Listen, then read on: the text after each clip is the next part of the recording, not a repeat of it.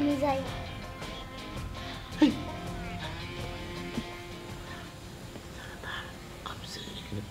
খাইতেছে কাউরে কবি না, হ্যাঁ? ঠিক আছে, মনে থাকবো, মনে থাকবো। যাই। বলো। খাইতাম না, আমি যাই। আরে বলো,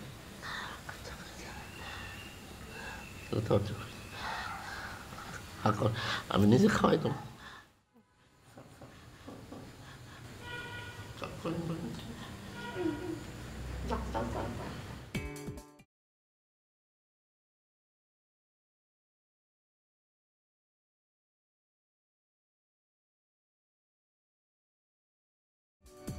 কি অবস্থা জানো সাহেব, কেমন আছেন? আছি ভাই, ভালো আছি।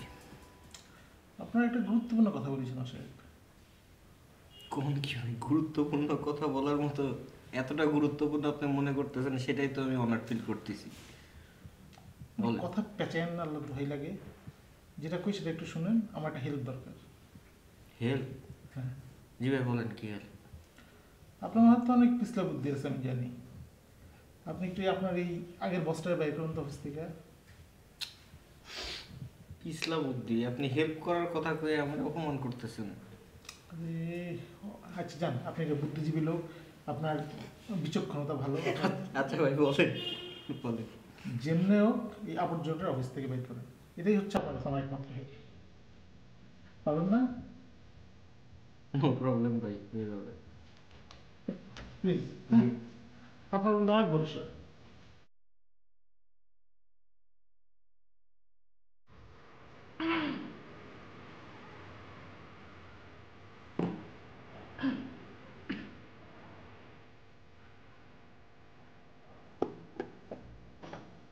কি ব্যাপার অপু ভাই, আপনি এখন আসতে টোটালি কথাই বলেন না কেন? কি করছেন, কি প্রবলেম বলেন তো? ইয়ে, কথা বলা কি খুব জরুরি? ব্যাপারটা হচ্ছে মিনিমাম ভদ্রতাটা তো দেখাতে পারেন, রাইট? মানে কেমন আছি, ভালো আছি কি না, কি করতেছে, এগুলো তো জিজ্ঞাসা করতে পারেন। মানে টোটালি কথাই বলেন না, মানে আমাকে দেখলে আরেকদিকে মুখ ঘুরে বসে থাকেন কেন? আসলে ব্যস্ত থাকি তো। আচ্ছা ঠিক আছে, ব্যস্ত থাকেন।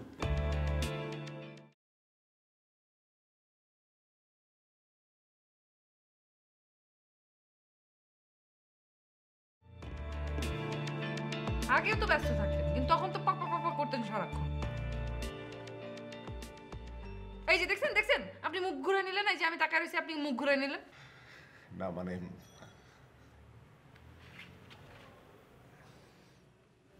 না, কথা তো বলছি, যে কথা বলছি তখন থেকে তো কথা বলছি। এখন কি প্রবলেম আপনার? না ওই সেদিনকে কাচ্চি কি খাবার খাওয়াইতে চাইলো, আমি বললাম যে তুই খাবার দিবি, পরে ডেবিট ভাই কারে খেয়ে নেবে আমার কাছ থেকে। বুঝতে পারছি। হ্যাঁ, কি কোনো ব্যবস্থা করতে পারলেন? ছানাকে বলছি ভূত তাড়াতে রাক্ষসের স্বর্ণকন্যা হলেন। আর তো কিছু করার উপায় নেই। আচ্ছা মাইন ভাই, একটা কাজ করলে কেমন হয়? ধরেন যে আমরা ওকে বিরক্ত করলাম না, ও আমাদের বিরক্ত করলো না, তাইলেই তো হইলো, আছে থাকুক। তা আপনার কি মনে হয় এই লোক নিরিবিলি থাকবে, শান্ত থাকবে? যতক্ষণ আছে ততক্ষণই তো বিরক্ত করবে আমাদের। ঠিক আছে, দেখেন আপনি ভাবেন, আমি একটু ভাবি কি করা যায়। ঠিক আছে মাইন ভাই, আপনি আমাকে একটু সময় দেন, আমি আরেকটা উপায় খুঁজে বের করি। হ্যাঁ প্লিজ প্লিজ। ওকে মাইন ভাই।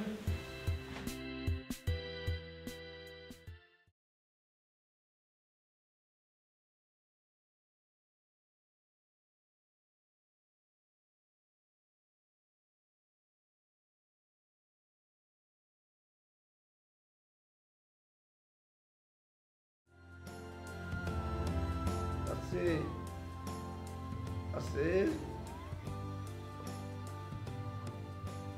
বাবদর কাছে।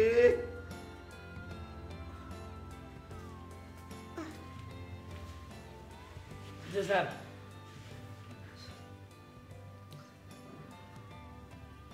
মাইন সাহেব কি করে রুমের মধ্যে?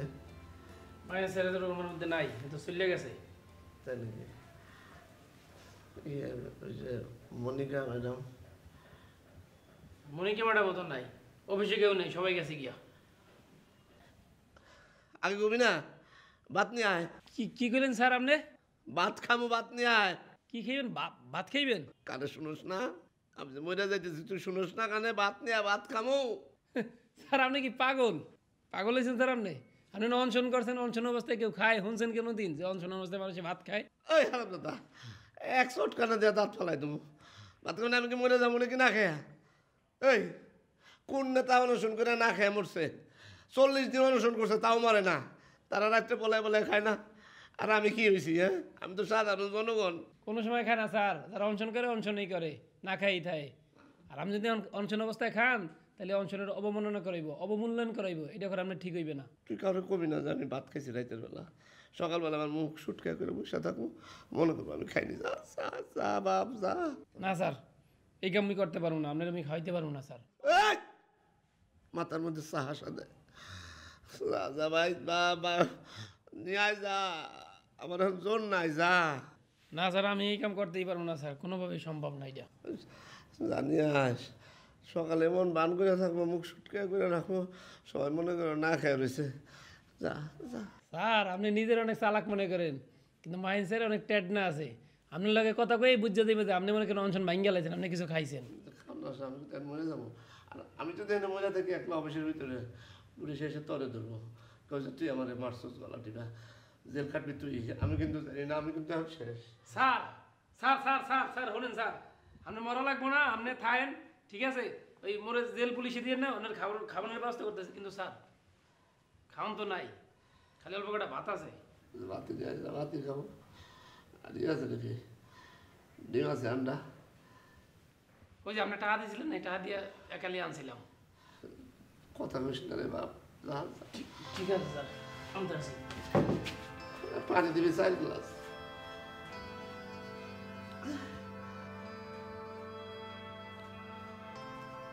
স্যার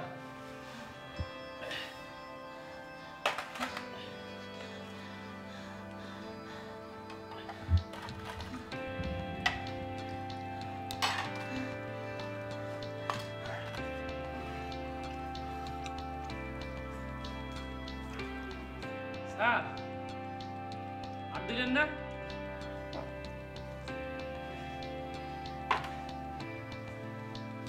ঠিক আছে স্যার।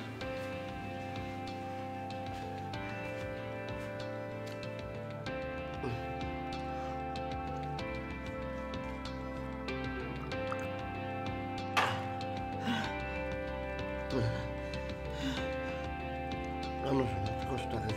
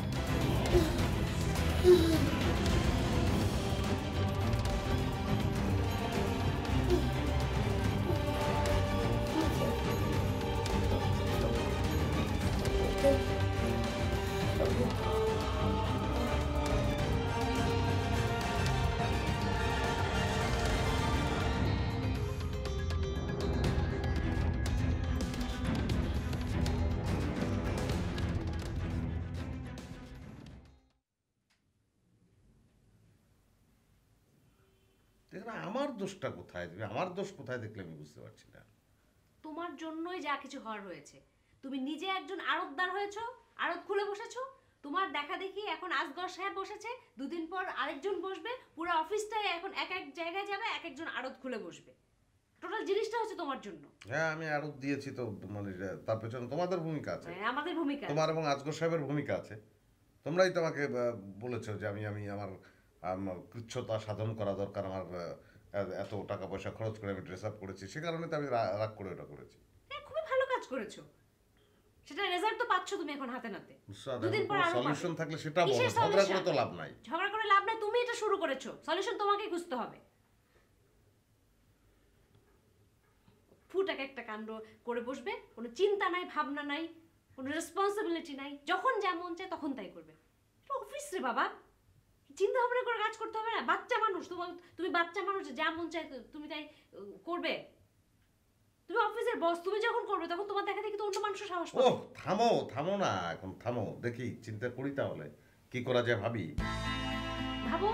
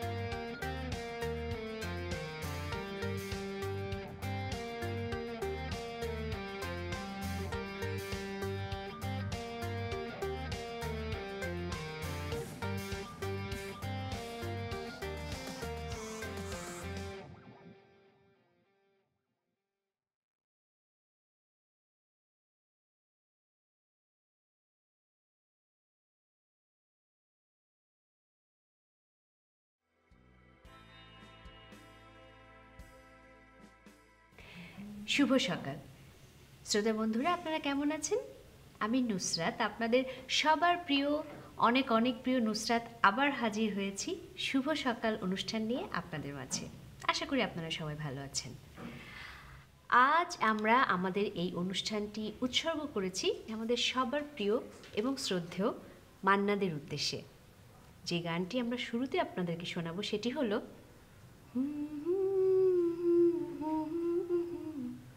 আশা করি বাকিটা আমাকে আর বলতে হবে না। শুনুন তাহলে। এই রাত তো